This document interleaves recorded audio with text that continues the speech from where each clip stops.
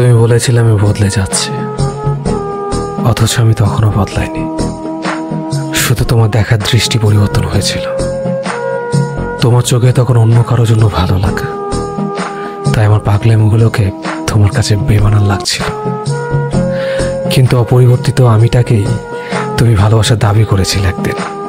আমিও বোকার মতো অধিকারবোধ ভেবে তোমার ইচ্ছে মতো নিজের বদল ঘটালাম। তোমার চাওয়ায় নিজেকে সাজালাম, তবুও তোমার মনের মতো হতে পারলাম না।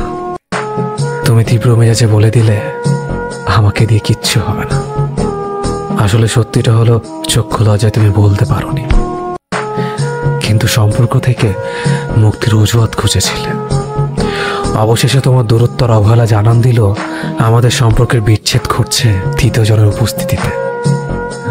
অনেক আগে আমার নামটা তোমার প্রাক্তনের তালিকায় যুক্ত হয়েছে, শুধু ফর্মালিটি করে বলার বাকি তুমি অন্য কারো হতে চাও। আমি বলেছিলাম তোমাকে ছাড়া বাঁচব না, কিন্তু আমি দিব্যি বেঁচে আছি। লোকের কাছে আবার তুমি রটালে তাহলে সব আমার অভিনয় ছিল, না হলে আমি আজও জীবিত কি করে?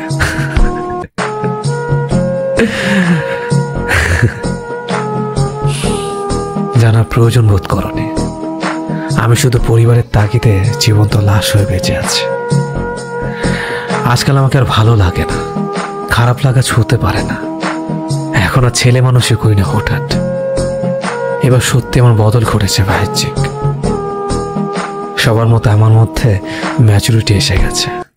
সবার ধারণা সত্যি প্রমাণের জন্য আমি এখনো হাসি, কাজে ডুবে থাকি, কান্নাদের ঠোঁটে ঠাঁই দিই না। আমার একাকিত্ব বিষাদের গল্প কাউকে শুনে আহত করি না।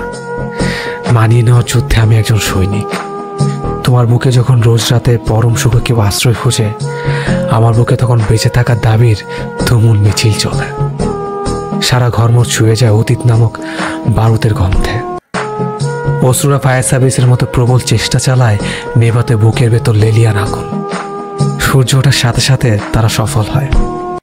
কেউ তখন আদরের চিহ্ন লুকাতে স্নানে ব্যস্ত হয়, আর আমি চোখ ফোলা কমাতে। সকলে দরজা খুলে বলে দেই, হ্যাঁ আমি নিয়ম মাফিক জীবনে ভীষণ রকম ভালো আছি। কি দরকার কাউকে জানানোর? তুমি চলে যাওয়ার পর সত্যি আমি কেমন আছি তোমার ফেলে যাওয়া স্মৃতির সাথে সংসার করি।